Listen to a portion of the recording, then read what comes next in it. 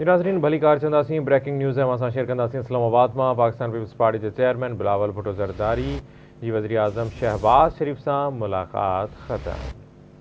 मुलाकात में आइनी तरमीमुन समेत मौजूदा मजमूई सूरत हाल ते ख़यालन जी डेबट आइनी तरमीमुन बाबत थियल अगभराई ते बि ॻाल्हियूं कयूं वयूं। अवां खे अपडेट कयो पिया आइनी तरमीमुन बाबत सियासी राब्तनि ते बि ख़यालन जी डेबट कई वई। वज़ीर आज़म शहबाज शरीफ ऐं बिलावल भुट्टो ज़रदारी मौलाना फज़ल रहमान सां मुलाकात कंदा। ज़रियनि जो इहो चवणु आहे। इस्लामाबाद में अवां खे अपडेट कयो पिया पीपी चेयरमैन बिलावल भुट्टो ज़रदारी जी वज़ीर आज़म शहबाज शरीफ सां मुलाकात ख़त्म।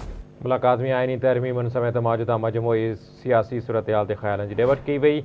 आइनी तरमीमुन बाबत थियल अगभराई ते पिण ॻाल्हियूं कयूं वयूं। वज़ीर आज़म शहबाज शरीफ ऐं बिलावल भुट्टो ज़रदारी मौलाना फज़ल रहमान सां मुलाकात कंदा इहो ज़रियनि जो चवणु आहे। ॿीहर ब्रेकिंग न्यूज़ असां शेयर कंदासीं। वज़ीर आज़म शहबाज शरीफ ऐं बिलावल भुट्टो ज़रदारी मौलाना फज़ल रहमान सां मुलाकात कंदा।